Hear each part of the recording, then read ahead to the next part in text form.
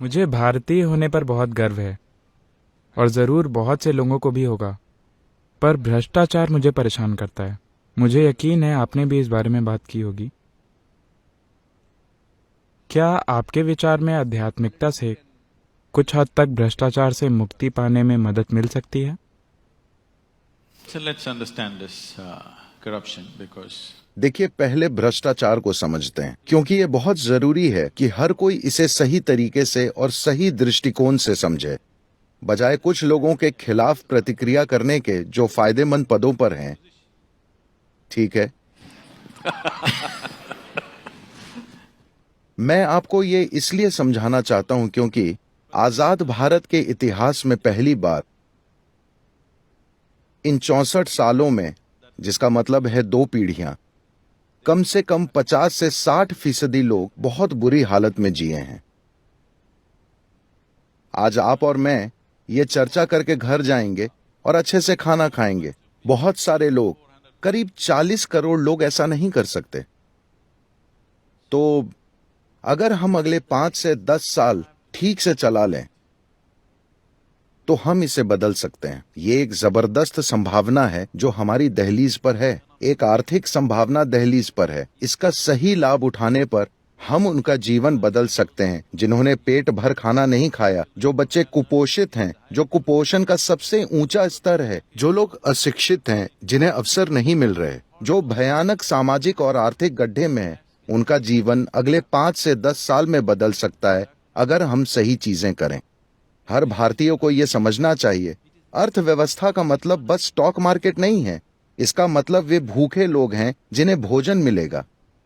अर्थव्यवस्था का मतलब स्टॉक मार्केट नहीं होता। अर्थव्यवस्था का मतलब भारत में विदेशी कारें आना नहीं है। अर्थव्यवस्था का मतलब आपके अच्छे कपड़े पहनना वगैरह नहीं है। अर्थव्यवस्था को सुधारने का मतलब है कि देश में भूखे बच्चे नहीं होंगे, जिस बारे में हम सभी को कुछ करना चाहिए। और वो संभावना खतरे में है।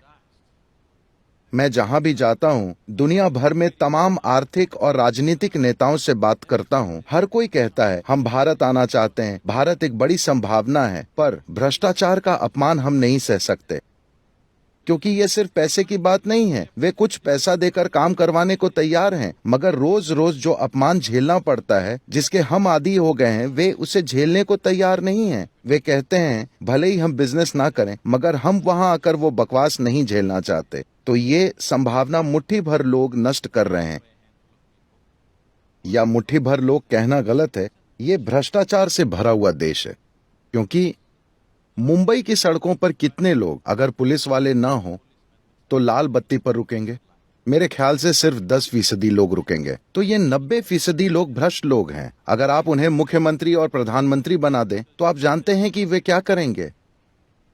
तो इसे सिर्फ एक बुरे शब्द भ्रष्टाचार का नाम देने की बजाय हमें समझना चाहिए कि हम एक समाज के रूप में जीवन को चलाने के राजा महाराजाओं वाले तरीके से लोकतांत्रिक तरीके की ओर जाने की कोशिश कर रहे हैं। लोकतांत्रिक तरीका अभी हमारे अंदर नहीं आ पाया है। तो मैं कह रहा हूं कि हमारा मन अभी भी सामंती प्रकृति का है, पर हम एक लोकतंत्र चलाने की कोशिश कर रहे हैं। लोकतंत्र तब होगा जब हमें सक्रिय रूप से शिक्षा दी जाए कि लोकतंत्र क्या है, लोकतंत्र की शक्ति क्या है, उसका मतलब क्या है, एक लोकतांत्रिक समाज में रहने की जिम्मेदारियां क्या है।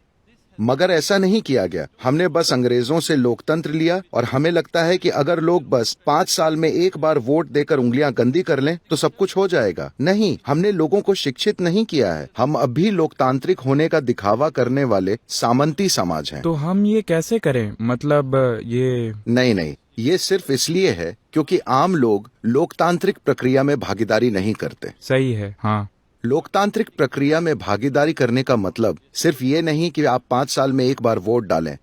अधिकांश लोग वो भी नहीं करते, मगर चाहे आप वो करते हो तो भी ये काफी नहीं है।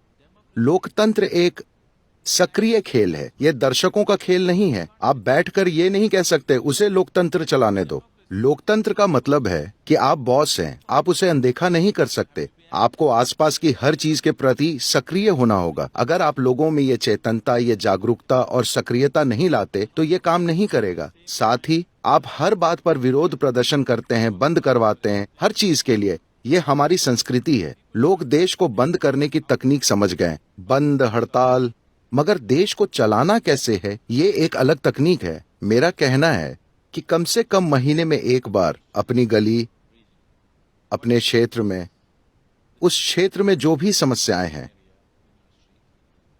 उनकी एक सूची बनाएं, कुछ लोगों को साथ लाएं और जो भी पार्षद, विधायक है उसे एक मीटिंग के लिए बुलाएं, उनसे बात करें कि क्या होना चाहिए। 5 साल में एक बार वोट डालना काफी नहीं है, क्योंकि आप किसी को नौकरी दें और फिर निगरानी न करें कि वो काम करता है या नहीं, इसका कोई मतलब नहीं है, है ना?